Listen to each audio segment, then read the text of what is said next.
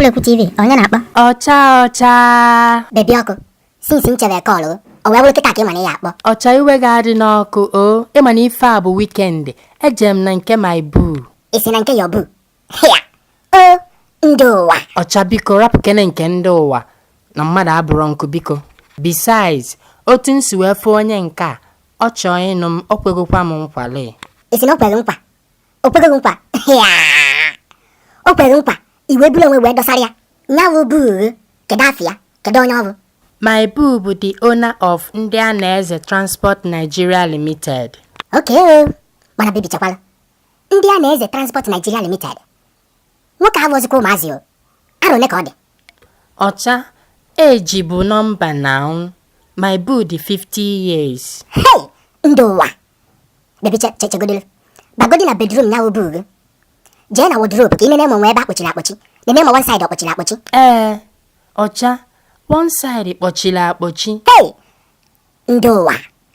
Okay, ngwa baby, baa na palọ ka ị nene m ya afụ picture nwaanyị hang n'elu aja. Ọcha, onwero picture hang ebe a. Nene ọfụma. Asị m gị na onwero picture dị na ya. Jiri nwayọọ. Ngwa, nene ka ị maa ma onwe ntu ịya afụ akụdocha n'arụ aja dịka ibe ji wee hangịcha picture.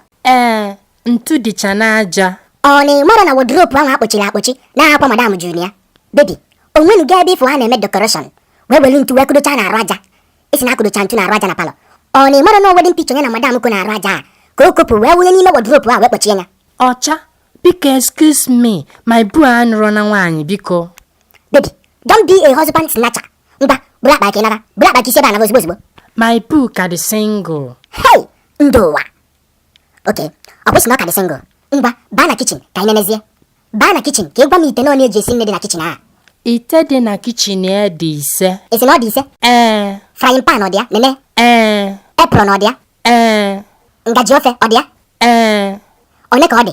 3 ka ọ dị. Hey, property madam akarịa. Ọ karịa. Baby, ngwa baa n'ime bedroom ebe a na-awụ arụ.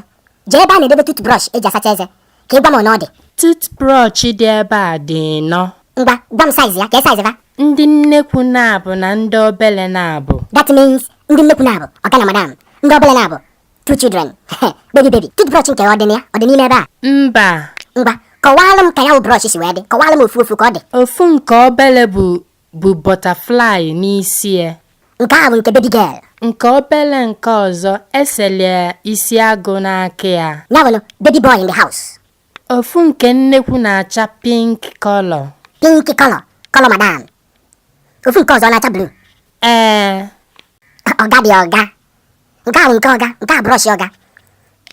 Baby, ife dị n'ime kọpụ ahụ, ọga, madam, Obi na Ada.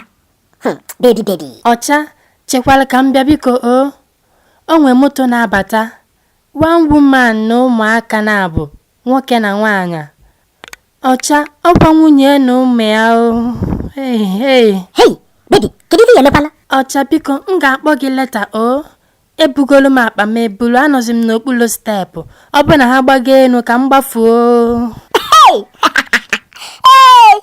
Ndị ụwa, husband si na cha. Ndị Facebook, biko like ya page anyị o. Ndị YouTube, biko subscribe anyị o. Biko subscribe anyị o. Ngwa, ka emechaa na.